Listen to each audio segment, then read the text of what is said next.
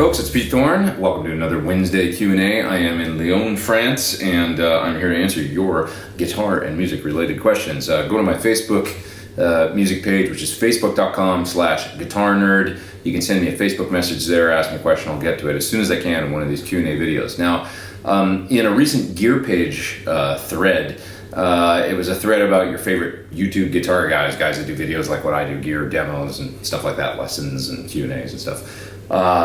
People were saying, who's your favorite YouTube guitar guy? And somebody mentioned they really like me, but they said they enjoy these Q&As that I do, but they're maybe getting a little bit repetitive, but they basically like them. I think that's a really valid criticism.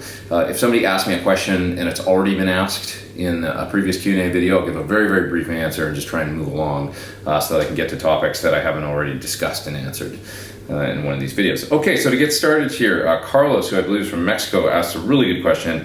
He says he's a working guitarist, been a hired guitar player for about 2 years, and each day that it passes, the gigs are getting more and more varied for him. So he says he thinks that's great because it keeps it fun and interesting, but he finds it quite demanding or sometimes downright impossible to be able to come up with what he describes as truthful guitar parts for every genre that he's been called to play.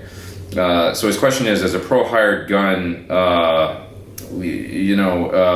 is it better to focus on a specific genre or focus on a whole bunch of different genres? Maybe be more of a jack of all trades or be more stylized. Well, if you're doing what I do, you definitely have to have at least a bit of an appreciation for different styles. I find that I can pick up on styles that I'm not super comfortable playing relatively quickly, or that I'm just not that versed. I don't mean super comfortable, I mean that I'm not that well versed in. I'm not a jazz guitarist, I just don't have a jazz vocabulary. I'm basically a blues-based rock and roll guitar player. That's what I do. But, if it's veering into country territory, that's a huge swath of music right there, funky stuff, there's just a wide berth of stuff that I've had to do in my career for sure. And I find it a fun challenge. I do. Focus on your strengths, I would say. And you know what it is? It's just like focus on what you love. If there's music, like I love Prince, and the guy's like such a badass guitar player, a badass guitar player. He's just so incredible. And my friend Kurt Biscara has been sending me videos of Prince lately that I've never seen before. And it's so cool. Kurt played drums in Morris Day and the Time for 5 years. So he's like really intimately familiar with that style of music and super funky dude. Prince as a guitarist, it's just unbelievable. So I have a total appreciation for that, although I didn't grow up playing that style necessarily, but I want to learn more and get better at it. And I feel like I can pick it up and stuff and play, that style. So that's just one example. Country stuff, I've always really enjoyed, Albert Lee, different, country pickers, Vince Gill, I love that stuff too. It's technically incredible to me, really interesting and fun to be able to pick up those licks and play them and stuff like that, although it's not my forte. So I guess what I'm getting at is as long as you love it and you have an appreciation for it and you're going to enjoy playing that style, then it's great. Go take those gigs, do some cramming, try and adapt your style. You got nothing to lose and only stuff to gain from doing that. If you really don't dig a style and it's not really your thing, I would say don't take the gig. That's kind of what I do. If it's something that I think I'm really going to, garner from some enjoyment from playing and stuff, then I'll take the gig, even if I'm not really super well versed in that style, because I know that with a few weeks of practice, you can kind of pick up just about anything with a few weeks of practice if you're already sort of a seasoned guitar player. Okay, so Terry asks, he's been contemplating the Ultimate 2 humbucker set, and he thinks it might be a Thornbucker Plus, our newly released Sir Thornbucker Plus bridge pickup, and a some sort of filtertron, like a TV Jones style pickup in the neck. I think that could be really cool, like mixing a humbucker in the bridge. He's basically saying, is that a good idea? I think that is a really cool idea, like mixing a filtertron neck with the standard humbucker in the bridge. I'm sure it's been done before on various guitars. But filtertrons are really cool. I'm not really well versed in them. I have a filtertron style pickup. It's a TV Jones, I believe, in a Trissart guitar that I have. It's got a telly pickup in the bridge and a filtertron in the neck. It's a really cool sound. But yeah, I would say that would make for a versatile, interesting guitar for sure. So go for it. I'm all about that. Martin asks, he says he's interested in the Kemper as well as the 2-Notes Torpedo Live. He says he knows that they're both great pieces of gear, but would I be able to give my advice between both of them for home recording in terms of sound quality? Which one would be closer to the real amp? I think it's probably a bigger decision than just which one is closer to the real amp. When deciding on a Kemper or deciding on the 2-Notes Torpedo Live, I always say that the 2-Notes Torpedo Live, or going with sort of modeling the back end route, right, of only the speaker cabinet and microphones, is great for guys that have an amp that they absolutely love and don't want to part with. They're intimately familiar with the controls and they know how it works and they dig the tone, or maybe multiple amps like that. Like they're two people and they love that thing and they like turning knobs and getting sounds quickly, that sort of organic process. The 2-Notes Torpedo Live or Sur Reactive Load or different load boxes like that are terrific for people that is their workflow. The Kemper is terrific for people that don't necessarily have that bond with any one particular amplifier, maybe a little bit more like technically minded in the sense that they don't mind computers and paging through menus maybe sometimes to get their tones, scrolling through some, you know what I mean? It's like the difference between like turning amps on and just turning some knobs and getting a tone, or maybe a little bit more tech geeky stuff where you can get into an Axe Effects or that type of processor or the Kemper and learn the ins and outs. Also, if you don't have a big amp collection and you need the sounds of, say, an AC30 and a cranked up Fender Tweed Deluxe and a Plexi Marshall, and you really want to be able to get all those things and get quality, believable tones, then the Kemper's great for people like that, because you put those profiles in there and then you've got all access to all these different sounds without having to spend tens of thousands of dollars on boutique amps and vintage amps and stuff like that. So it really comes down to what do you need to do and how are you comfortable working, if that makes sense. More of a tech head, wide variety of sounds, the Kemper's a really great option. More of a tube amp purist and just really need to be able to get some quality recorded tones and stuff like that at low to no volume. Maybe Torpedo Live and load boxes is more your bag. Okay, let's see here. Lucas asks, he's got a question about guitar speaker cabinets. He's got a Marshall 212 cabinet, which is I assume the 1936 model cabinet. And he says that he wants to switch out the stock speakers, and he thinks a better sounding speakers will absolutely make a difference, but he's wondering if he'll be left wanting because of sort of the overall quality of that cabinet. He's wondering, is he going to be happy even if switching to better speakers? Is that going to be enough of a change? Or should he get a higher end 212? Well, the Marshall 1936 cabinets are fine. They're kind of a smaller 212. All the rage a few years ago became these oversized cabinets, like the Bogner oversized 212 and stuff, because I think people were trying to get closer to the overall tone of a 412 cabinet in a 212. And so the Bogner is the Marshall is a smaller cabinet than 1936. And, it's kind of like, it's a fine cabinet. It's got a slightly cheaper construction. I believe it's particle board back and stuff like that. So I would say that the tone of any guitar speaker cabinet is maybe 60% the speakers and 40% the cabinet. So yeah, you're going to get a better sound with the speakers for sure. If you're generally happy with the sound of the cabinet, but you're just not, you can tell I think it comes with 75s, the 1936 Celestion 75s, which aren't my favorite speaker either. They're okay, but they're just not my favorite. Switching speakers is going to make the most difference. Switching to another cabinet for sure is going to make a difference too. But yeah, I'd say it's 60% the speakers and 40% the cabinet, if that makes sense. So if you're looking for a way deeper, bigger sound, switching speakers isn't necessarily going to give you that, But if you're looking for an overall change, especially in the mid-range and the top end of your tone, I would say switching speakers is a great overall. You're gonna be happy going with a different style speaker. Now, what kind of speaker you want? That's a whole nother ball of wax. Okay, Peter Dunbar, he's got a question. He says he struggles live sometimes with going from clean to distorted sounds during performances. It seems like the song goes dead when he goes back to the clean sounds. What tips would I have changing effects and tones during single songs in order to keep it sounding good? Well, I totally know what you mean, I think. I think that many times people set their clean sounds kind of wimpy sounding. Like, a lot of what people perceive as clean when it's in a song mix actually has a little bit of grit to it. This is what we talk about when we say setting an amp on the edge of breakup. There's something about the more that you crank up a tube amp, and as it starts to clip and distort, which at the beginning of that point is almost imperceptible. Like, in other words, the tone still sounds basically clean. But guitar speakers, that roll off at around 5K, they roll off a lot of high frequencies, and you don't really notice the overdrive and clipping and stuff like that, especially not when it's, maxed in a full band mix with drums and bass and stuff like that. You don't really notice it until it's, the tone is actually getting quite distorted. So as the amp is getting cranked up and it's compressing and you're getting a little bit of distortion, things get easier to play.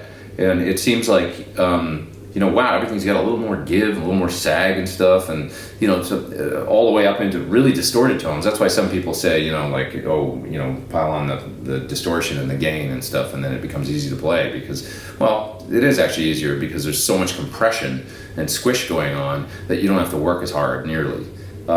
So that's that fine line that you kind of want to be cognizant of when you're cranking up an amp and setting up a clean sound and a distorted sound. Just make sure that the clean tone isn't so crystal clean. Yeah, it sounds great by itself, but as soon as the drummer kicks in and the bass player and the singer starts singing, it's like, where did my tone go? Like you feel like you're playing acoustic guitar all of a sudden. The more that you crank up that clean channel a little bit, and I don't mean volume, but I mean more like, if there's a preamp and then an overall master, set the preamp gain a little bit higher, actually grinding up the front end of the amp just a little bit, and it's going to be easier to play. Now, the other way that you can kind of get into that realm without necessarily dirtying up the tone is with a compressor. And I'm a big advocate of running a compressor on my clean sounds at almost all times. I like kind of transparent compressors, but always on compressors. That's my style of compression that I really dig. So for me, as of late, a few that I've used and I'm really enjoying, the Cali 76 Compact. I've got that on my pedal board currently. It's got a mix knob on it, so you can blend in dry signal as well as compressed signal and kind of balance out how much of the sound is compressed and dry. And it just sounds, I leave it on all the time basically on my clean sounds because it sounds transparent, and you really miss it when you turn it off. So it's pumping. This is what I say when I say pumping up the clean sound. It's exactly what you're talking about. When your clean feels wimpy. When you're going back to, I hate that. So it's like I feel like a compressor gives me this body in the clean sound and kind of has the sort of effect that you get when you're playing a dirtier sound, like a crunch rhythm sound or something like that, except the sound is totally or basically almost clean. Okay, I hope that helps. In other words, try using a compressor, try cranking up the preamp gain a little bit, and don't be afraid to have your cleans clipping just a little bit because once the band kicks in, it's going to feel better overall. Okay, this fellow's name is, I believe it's Joren or Joren, Joren. He says he really enjoys the Tim and Pete's guitar show, and he's wondering if Michael Landau is going to be a guest at some point. Sorry, I'm going to drink this. Okay, so that is the most common request for a guest on the Tim and Pete guitar show is Mike Landau. I love Mike. Mike is like absolutely, he's one of my top 3 guitar heroes. He's such an incredible guitar player, and he's such a tone genius and a playing genius and just a musical, wizard. The guy, if there's anybody out there that hasn't checked out Michael Landau, check him out because he's like, it's like going to see Hendrix play or something when you see him play live. I really believe it's that good. It's like, I go a couple times a year to see Mike play at the Baked Potato, and I always walk out sort of half depressed, but rejuvenated at the same time. It's just like, oh my God, like I just got my ass kicked with unbelievable guitar playing, musicality, and I need to up my game. It's always like and Mike's a sweetheart of a dude too, and we've kind of become friends and stuff, and send emails and stuff sometimes. I love the guy. I asked him if he wanted to do the show, and he sort of politely declined for the time being. Okay, but didn't completely rule it out, and I'm fortunately, he didn't completely rule it out. So I really hope he does it at some point. Mike is the kind of guy that I think he's he likes to let the guitar do the talking, that kind of dude. That's just my opinion. And I hope that he'll, decide to do it at some point, see how much fun Tim and I are having and how loose it is, and we just kind of goof off and play. and talk guitar, and that he'll agree to do it. But for the time being, every now and then I'll maybe pick his brain about it and say, hey, are you interested yet? But I hope he does it, because it'd just be amazing to ask him some questions and stuff. Okay, Sebastian, he says that he plays sorry, Sebastian, you asked me a couple questions a long time ago, and I know you're always really cool about commenting on my YouTube stuff and on my Facebook page and stuff. You've been a really good fan of mine, and I really appreciate it. And I'm sorry that it's taken me so long to get to your questions. He's got a Laney tube combo. And he says he's lacking a great high gain sound, and he's found that many dirt pedals only work well with a clean sound, like a clean amp input sound. Even the good ones, like the Sir Riot SLO Distortion, which is a Wampler, I think, the Plexi Drive, also a Wampler. He says his amp doesn't have a master volume and only one set of tone control, so using both channels isn't fun, I guess, because it's got a shared EQ between the two channels. Any pedal solutions or new amp? Well, okay, so it sounds to me like you maybe want to set your amp a little bit crunchy, because you're lacking a great high gain sound, and found many of the dirt pedals only work well with clean input. So maybe you want to set your amp a little bit crunchy and then hit it to go to high gain. You want to try overdrive pedals, not necessarily distortions. Like the Sir Riot, for example, is really a distortion pedal. It's a hard clipping style pedal, and it does definitely sound best if the amp is set nice and clean. Many distortion pedals are like that. They just don't sound good into amps that already have any kind of gain or crunch going. So what you want to look for is great overdrives. The Bogner Wessex, I believe it's called, comes to mind, or the Sir Shiba Drive, or different tube screamer types. Really cool one that's kind of underrated is the what's it called? The Voodoo Lab. Oh damn, Sparkle Drive. That's what it's called. It's a tube screamer type, but it's got a built-in clean sort of blend control, so you can blend in clean signal and just kind of boost the overall tone, and then also add some grind to it. That's a really cool option. So check out overdrives for driving an already crunchy amp over the top into high gain. Overdrives way more so than distortions. Distortions are really meant to be used, sound best used anyway, into clean amp signals, like you say. Okay. The other thing you were asking is how do I treat my guitars after a gig or a long rehearsal? Do I change strings for every gig and then just put them back in the case? Do I wipe down strings? Honestly, when I get off stage at gigs that I'm doing, I just kind of run off, and I don't really get to see my tech afterwards on these different gigs that I do. Hard to say what those guys do. I generally have a rule with the guys. I just say, hey, kind of, if it's a main guitar that I'm using a lot, I'll change the strings every 2 to 3 shows. If it's a guitar that only gets played on a few songs, it's maybe every 5 shows, something like that, and then I'm happy. Beyond that, the different guys. It's sometimes you'll get texts that are like slightly less motivated, let's say, and you'll see the guitars getting kind of grungy in the fingerboards. And I'll have to say, hey, can you kind of like give these a bit more of a, especially in a hot climate, or if it's summertime, the guitars can get a little grunged up over the course of a gig. But for the most part, I'm very happy with the guys that I've had for techs, and I think they must give the guitars a good wipe down at least before they put them back in my guitar vault and send them off to the next city. I don't think about this stuff that much, really, beyond changing the strings every 2 to 3 shows, because I want to make sure I don't break strings on gigs. I hate that, and they go dead fast on stage when you're sweating and stuff too. So I like them new every 3 shows or so. And the one thing I am super finicky about, well, 2 things, really, intonation and truss rod. You move to different towns and stuff like that, and the truss rod can vary dramatically as you're going between different climates and rain and dry weather and stuff like that. So I'm always checking the truss rod. Sometimes I do tweaks on truss rods during the show.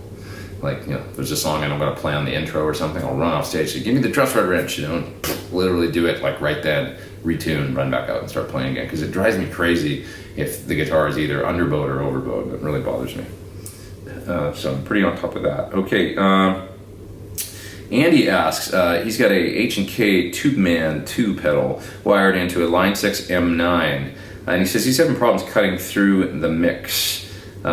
He says, if I'm using something like a Helix or an amplifier or an AX8 or something like that, how do I do it in a live setting? Once all the other band members come in and stuff, how do you get it cut through a dense mix? Well, the key is you need to have everybody else playing, really. when you're setting up your tone and when you're setting up your monitor mix. You know, it's really hard to tell the way that a tone is going to sit in the mix without having everything else going on. So maybe what you can do is spend a little bit of time at rehearsal of having everybody play their loudest sounds, their most dense sounds, and playing through the particular parts of the songs where you're having problems with the tone and see what it is. You know, odds are maybe you've got too much lows going, your tone's too scooped. Maybe you need to boost up the mids a little bit, high mids, treble. You know, sometimes sounds that sound bright or, you know, piercing by themselves, it's like slot it in a dense mix with a bunch of other stuff going on and it starts sounding perfect. And watch out for too much low end too. You know, of course, beefy, too much, you know, lows and sub and stuff like that sounds real full when you're playing it, but then as soon as the rest of the band kicks in, the bass is there, starts masking all that stuff, and what are you left with? Nothing.